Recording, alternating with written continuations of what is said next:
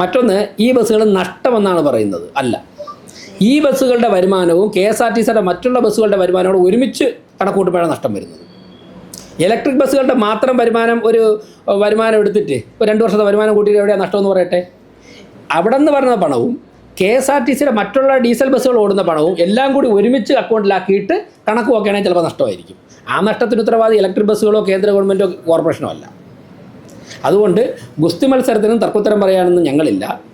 പിന്നെ ഇപ്പോൾ ഞങ്ങളുടെ പ്രയോറിറ്റി ഇലക്ഷൻ സമയത്ത് പറഞ്ഞ കുറേ കാര്യങ്ങൾ നടപ്പിലാക്കുന്നതിലേക്കാണ്, അതിലേക്കാണ് പോകുന്നത്. എന്തായാലും ഈ കരാർ നടപ്പിലാക്കണമെന്ന് മുൻ ഭരണസമിതി, ആര്യ രാജേന്ദ്രൻ്റെ നേതൃത്വത്തിലുള്ള ഭരണസമിതി തന്നെ സംസ്ഥാന സർക്കാരിനോട് ആവശ്യപ്പെട്ടിട്ടുണ്ട്. കൗൺസിൽ ഈ കാര്യം ചർച്ച ചെയ്യും. അടുത്ത വരാൻ പോകുന്ന ദിവസങ്ങൾ കൂടുന്ന കൗൺസിലുകളിൽ, കാരണം കൗൺസിലർമാർ സ്വാഭാവികമായിട്ടും ബസ് അവരുടെയൊക്കെ വാർഡുകളിലെ ഇടറോഡുകളിലേക്ക് കോർപ്പറേഷനും കൂടി ഇടപെട്ടിട്ടുള്ള ഒരു കരാർ ഇവിടെ ഉണ്ട്. അതിൽ ഞങ്ങൾക്ക് ഇടറോഡുകളിലേക്ക് ബസ് വിട്ടുതരാൻ വേണ്ടി മേയർ ഇടപെടണം എന്നുള്ള ആവശ്യം വരും കൗൺസിലർമാരുടെ ഭാഗത്തുനിന്ന്.